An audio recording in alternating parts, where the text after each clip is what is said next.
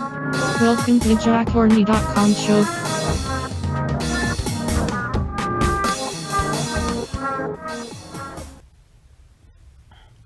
Okay, folks, I'm just going to do a review. I keep pressing the pause button, and I don't record anything on this by accident. So this is like the second or third time I've said this. So I keep thinking I'm recording, and it turns out I haven't pressed record properly. Anyway, I just thought I'd do a quick review on the Radio 4 show Heresy. It's the one that Jo Brand was on. Now it's series 11, episode 1. I'm listening to it on the radio app thing. Now, it was quite interesting to listen to that. Well, the downside was, first of all, was for the first 30 minutes or so, not 30 minutes, this is not even 30 minutes long. Sorry, the dog's in the background if you hear some noise. The problem was, for about half the show, it seemed to sound like canned laughter. It was awful to listen to. Absolute worst thing ever. They didn't seem to use it as much after halfway, but anyway. Now the show itself was more of a discussion show, and it was quite worth listening to. It had 3 subjects, if I remember. One was the women and makeup. Another was mental health, and there was a third one. I forget what it was. It was more of a discussion show, to be honest. For some reason, they have comedians on trying to make quite witty lines, and it didn't quite work. I don't think that any of them were that funny. And that's no offence to them. I just don't think it's the format comedians can make comedy jokes in. It was more of a discussion show. In fact, the end of it, the third one, was about mental illness and should you be able to tell jokes. And it was quite, that was actually, would have been a good 30 minutes, if not longer, show. And it's ironic because of the Jo Brand saying what she did and the BBC banning it, which in the context of this show is quite amusing in some ways. It's also reflection on... So, for those who want to know my views, I have no problems with saying it. I don't think it was particularly funny what she said, and she's quite normally a funny person. Because the trouble is that some idiots might... When you've got people who have acid thrown in their face, and because a lot of them are left are morons, and they think violence is acceptable, and they joke about it, and you almost get the sense that even MPs, they don't even condemn it. It's unwise, in my opinion, to have said it, unless you can do it in such a hysterical way. And the trouble is, I don't think it has been done. It wasn't a particularly funny way of saying it. Because in today's world, when you've got people, you don't know if somebody... It's not funny having somebody run up to you, because one, it's assault, and two, you just don't know if it's anything more than milkshake. Even if it was milkshake, I don't think it's particularly nice to throw on somebody in case they get in their eyes and you actually harm their eyesight. Also, it might damage their clothes. It's not particularly nice if they've got a nice suit or whatever clothes on. It's quite... and if it's acid, well, that's frightening. And you can end up with somebody stabbing somebody to death. This will get out of hand. Someone's going to get killed, either the person who's thrown the milkshake or whatever, or the person it's thrown on. Someone might... you just don't know. And the trouble is that the left seemed to justify it constantly. It was a bit like... There was an old chap who got... he claimed it was milkshake, but others are saying it could be yogurt, as if that makes any difference. They're saying, no, he's a liar, it's yogurt. Well, I don't really give a damn what it was. It got covered in a substance, even if it was just pure water. He's an old man. It's disgusting. You just try to justify throwing something on it. It's disgusting anyone. And it's also, there's the sort of irony that, because the left will condemn, quite rightly, attacks on women of all sorts, not just sexual, but any sort of assault, and yet they're condoning assaults on men. It doesn't make sense, that. But anyway, it's quite an interesting show if you get a chance. And because there was sort of saying, yeah, I mean, I didn't hear them bring up, and I don't know when they recorded it, if the because I think it would have been ideal for something like that. Should, in their minds, the guy who did the Nazi salute with his dog be prosecuted? I mean, I think it was a disgrace. And, yeah, for a judge to then say, because it sounded like a judge made the decision if he thought it was funny or not. Well, it doesn't matter if the judge finds it funny. I don't care if the judge finds it funny, because that's what comedy's about. You might not find it funny, someone else might. I mean, there's a lot of comedy I don't get, but that doesn't mean it's bad comedy. I mean, if someone else finds it hysterical, then maybe in time I'll come to it. I might find it funny myself. But you can't have subjective. That's the word I was looking for. So how a judge can say something's, I mean, it sounds more like politics really.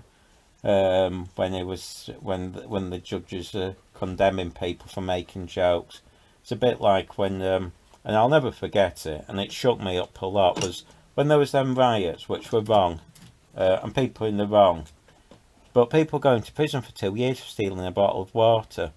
Now, you know, when in reality somebody can assault you and they'll get a fine at most. You know, somebody can beat you up and you'll be black and blue, and it might not even be their first offence, and they'll just get told off by literally a fine. And then somebody else who's never committed an offence on this, it did suggest to me that the judges were told to give everyone a prison sentence, which was bizarre.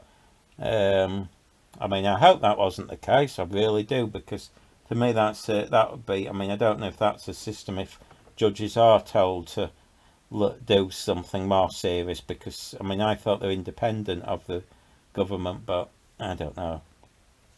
But yeah, for me, I think it's a dangerous line to go down, is to ban anyone at all from making jokes or any sort of speech. I mean, this is the reality. What's interesting, I was listening to some of the Americans, and there's is it Crowder or something, Steve Crowder. He makes. I was listening to some of his. I mean, by the way, even if you don't agree with these people, even if they're not, I always listen to people of different views. Don't just sit in a, what do they call it, an echo chamber, and listen to the same people who believe in the same stuff you do. You don't get anywhere with that. You don't sound clever when you do. Listen to everybody. That's what I do. I mean, just because I listen to these people doesn't mean I'm right wing. You know, that's. I think some people, even just listening to them, you accuse of being right wing. But I mean, he came up with the point that, as far as he's concerned, there is nothing such as hate speech, and it's made some good things about that. In American law, it states you can't have hate speech in that regards. And I think the point being is that if I don't know, what was the point it was making? I can't remember now. Quite interesting. I'm a bit sleepy, by the way. I might go into that hate speech thing later and listen to what he says and make some notes. But it's worth listening to his YouTube thing. I mean, reality is if someone's a racist, there seems to be this fear that if somebody says something racist, everyone else will become racist. I think there's this sort of middle class fear that all the working class are morons and influence, when in reality, in my experience, the most people are more, they might not use the most political correct words, but the working class tend to be the most, how would you describe them, easygoing with other people, because they work with them and live with them. If you're in a council estate, you're next door to, chances are, to people of different faiths and religion, religions, colour, whatever.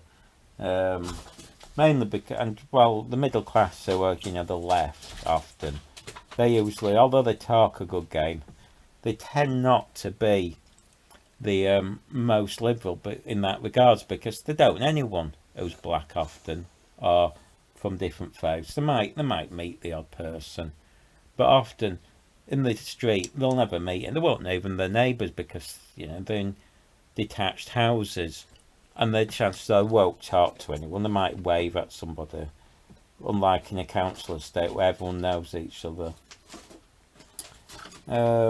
I mean, they might also they probably won't know as many at work. I mean, unless if you work in a factory, you might know as some working class or supermarket. Chances are you'll know a lot of people. I mean, most supermarkets I go into have people of different backgrounds, and everyone's friendly with each other. They all seem to know each other. But sorry, the dog's just settling down. But if you're working in a middle class area, the chances are you probably only work with a handful of people. I mean, it's a bit like there was that group that keeps popping up who pretend that they're changing the world. They're not. Whenever you get these sort of anti-racist groups, it's always interesting to see that most of them are white and they're all middle class, and I don't think they really know anyone who's black or from any other faith. They just like to pretend to, because they've done I think they use the correct words.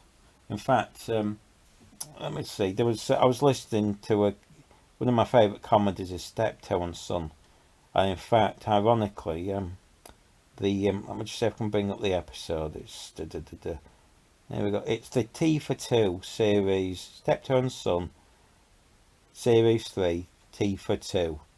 It's the one about, I'll just read it. A famous by-election visitor sparks party wars, and what's interesting is, he says, and he's quite right. The dad says to him, "You just talk down to people.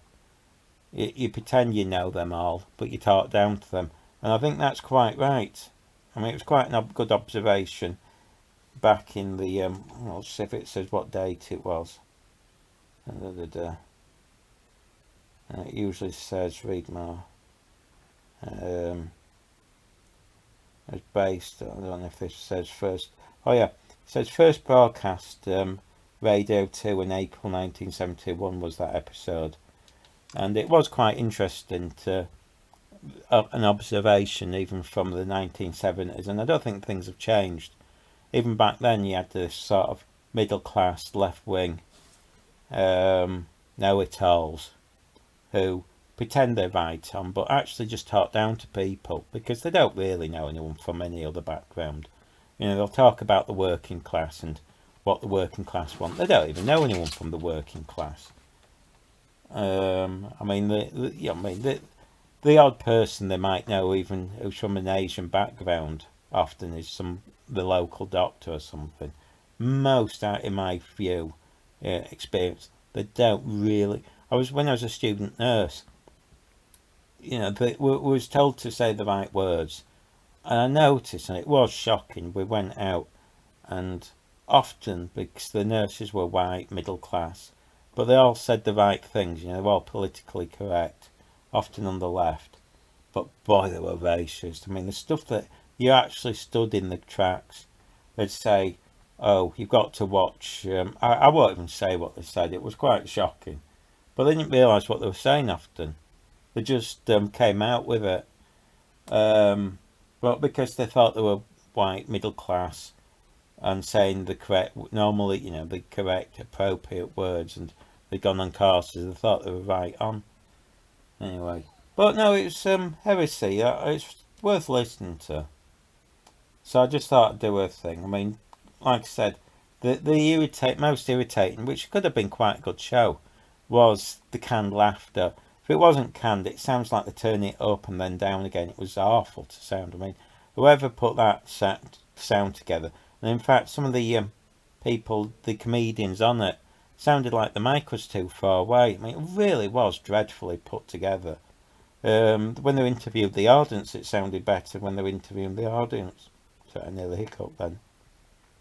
So that's my little review. Look, the dogs have settled down now. They're all laid on stuff after making noise. I hope that's recorded this time because I keep pressing it.